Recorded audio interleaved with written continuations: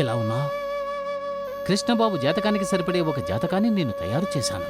ఏ అమ్మాయిని పెళ్లి చేసుకుంటే వాడు సంతోషంగా ఉంటాడని నువ్వు అనుకుంటున్నావో అటువంటి అమ్మాయి నువ్వే వెతికి తెచ్చివ్వాలి. కానీ ఆ అమ్మాయి చాలా మంచి అమ్మాయిగా ఉండాలి, ఎందుకంటే కృష్ణబాబు నా కొడుకు లాంటి వాడు. ఓకే?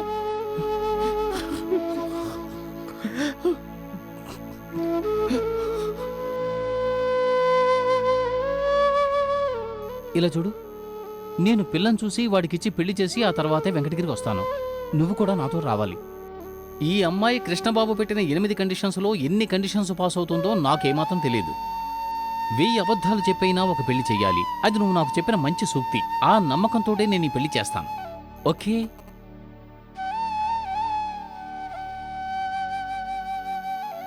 కృష్ణబాబు కన్నా, నీ భార్య పేరేమిటో తెలుసట్రా నీకు?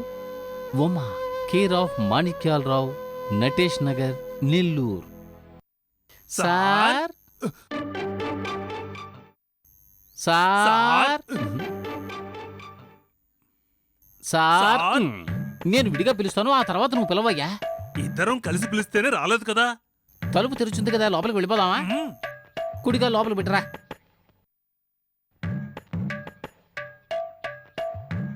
నువ్వు ఎక్కడే ఉండు, అక్కడ ఒక ఆయన ఉన్నాడు, ఆయన అడుగొస్తాను. నువ్వు తోకలా నా వెనకే రాకు.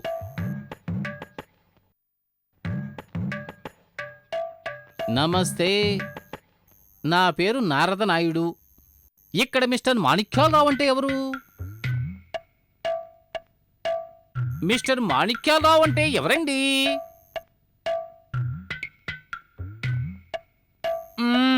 నాకు చెవులు సరిగా వినిపించవు.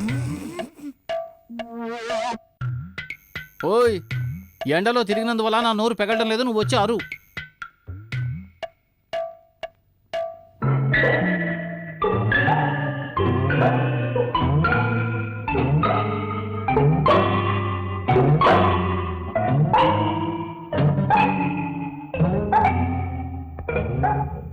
ఈయన పేరు నారదా నాయుడు.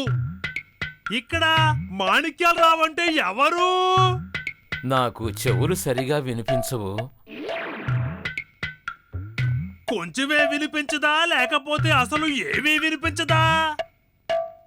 నువ్వు కొంచెం తప్పుకోవయ్యా, నేను బాగా వివరంగా చెప్తాను. సార్, నేను నారద నాయుడు నామం చూసారా? ఇక్కడ ఇక్కడ ఇక్కడ మా ఇది వజ్రమా? ప్రతిదానికి భరతనాట్యం వాడగలనా మీ దగ్గర? బాగుంది బాగుంది. ఒక్క నిమిషం ఉండండి, ఇప్పుడే వచ్చేస్తాను.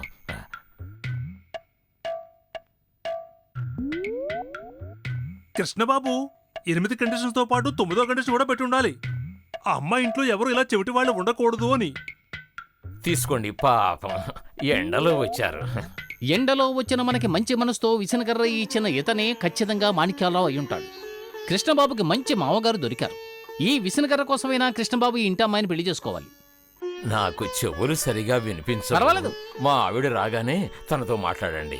నా భార్య నా కూతురు పక్కనున్న గుడికెళ్లారు.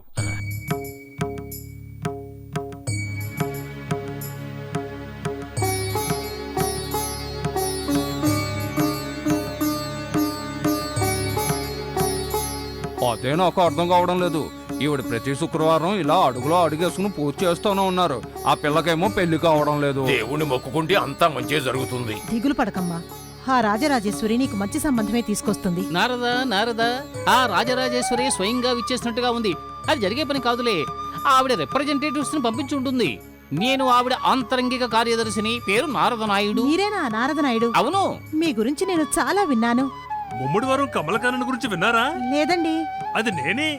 ఓహో, ఇలా నడుస్తూ మాట్లాడడం కష్టంగా ఉంది. ఒక చోట కూర్చుని మాట్లాడుకోవచ్చా? ఏమిటి ఇంకా ఆలోచన? మీకు నాకు పెళ్ళైపోయింది. అయ్యయ్యో, ఆయన చెప్పిన దాన్ని మీరు అపార్థం చేసుకున్నారు. ఆయన మీకు పెళ్ళైపోయింది కామా, ఆయన కూడా పెళ్ళైపోయింది అన్నారు. అంతే. పాప, నువ్వు నడమ్మా. ఒక్క నిమిషం. మీ అమ్మాయి జాతకం నా ఫైల్లోకి వచ్చింది. ఎలాగా? తెలిసిన వాళ్ళందరికీ ఇస్తూ ఉంటాను. మా బంధువులు ఒక ఆవిడ ద్వారా మీకు కూడా పంపించాను. గొప్ప జాతకం. మిసెస్ సావిత్రి సత్యవంతుడి పేరు విన్నారా? అటువంటి జాతకం భర్త మీద పోరాడైనా గెలుస్తుంది. మెడలో తాళి రూర్కెలా ఉక్కులా గట్టిగా ఉంటుంది. నిజంగానా? అవును. అందుకే కదా నెల్లూరుకొచ్చాం. మీ ఇంటికి వెళ్ళాం, మీ వారిని చూసాం, మాట్లాడాం. మేమే మాట్లాడాం.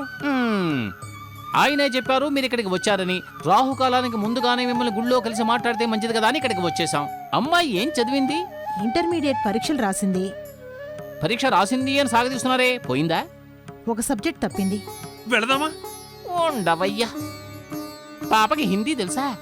ఏమా నీకు హిందీ తెలీదు కదూ? పక్కింట్లో హిందీ సినిమాలు చూసి 4-5 హిందీ మాటలు తెలుసు అంతే. Very good. వెళదామా? ఉండవయ్యా. ఇప్పుడు మీ అమ్మాయికి వంట బాగానే వచ్చు కదా? ఏమిటండి అలా అడుగుతున్నారు? కాకరకాయ వేపుడు చేసిందే అనుకోండి, కాలనీ వాళ్ళు అడిగి మరీ తీసుకెళ్తారు. అలాగా, చాలా మంచిది. కోడి కూర కూడా అలాగే చేయాలి. కోడిని 4 ముక్కలుగా చేసి మూకిట్లో నూనె వేసి ఉప్పు కారం జల్లి వేయించేస్తే కోడి కూర తయారైపోతుంది. కోడా? అవునండి, అదే కోడిపుంజు గారి భార్య. అయ్యో మేము శాకాహారులం అండి. మనం వెళ్దామా? నువ్వు ఉండవయ్యా. అమ్మాయికి డాన్స్ వచ్చా అని అడగనే లేదే. నేర్పించే వసతి మాకు లేదండి. ఇక వెళ్దామా? ఉండవయ్యా. డాన్స్ చేయడం ఏమన్నా గొప్ప విద్య? మిట్ట మధ్యాహ్నం ఎండలో కాలికి చెప్పులు లేకుండా ఈ మెట్ల మీద గెంతుతూ ఉంటే అదే నాట్యం, గొప్ప నాట్యం అయిపోతుంది. అదిగో అక్కడ చూడు పాప ఎంత బాగా నాట్యం చేస్తుందో, ఇదే కూచిపూడి. ఏ సార్, ఇలా మెట్ల మీద ఆడేదంతా నాట్యమైపోతుందా? మూర్ఖుడా, నీ సొంత ఊరు ముమ్మిడివరమే కదా? అవును, అక్కడ రోట్లో బియ్యం దంచడం చూసావా? చూసానే. ఇలా దంచుతారు. కాళ్లతో కసాపిసా అని పేడ తొక్కుతారు చూసావా? చూసానే. ఇలా తొక్కుతారు. నువ్వేం చేస్తావంటే చేతులతో రోకలు దంచుతూ కాళ్ళతో పేడ తొక్కు. ఆ, ఇదే డాన్సు, వరిసా, బాంగ్రా. మరో అరంగేటం చేసేద్దాం. ఇకపోతే మిమ్మల్ని ఒకటి అడగడం మర్చిపోయాను. మీరు ధైర్యంగా అబద్ధం చెప్పగలరు కదా? ఏమిటి అబద్ధమా? ఏమిటి అబద్ధం అంటారు? పిల్లని కన్నది మీరే కదా, మరి అబద్ధం చెప్పడానికి భయపడతారు ఎందుకు? ధైర్యంగా అబద్ధం చెప్పాలి. ఇలా చూడండి, ఎంతకాలమైన పాప ఇలా తప్పటడుగులు వేసుంటూ గుడి చుట్టూ ప్రదక్షిణాలు చేస్తుంది. జీవితంలో ఆడుతూ పడుతూ గెంతాలి కదా. మీరు అబద్ధం చెప్పాలి. చెప్తారా లేదా? నువ్వు చెప్తావు కదా, ఆ, బాగా తలాడించు. ఉంది కదా తల. జీవితంలో అబద్ధం చెప్పడం తప్పే కాదు, పెద్ద పెద్ద కవులే చెప్పారు. వారి జాక్షుల యందు వైవాహికములందు ధన ప్రాణ మాన విత్త భంగములందు బొంగవచ్చు. ఒక్క నిమిషం చూడు రాజేశ్వరి, మీ కుటుంబంలోంచి పారిపోయిన మీ పెద్ద కొడుకు గురించి అతనితో చెప్పాలనుకుంటున్నావా? చెప్పకు సుమా.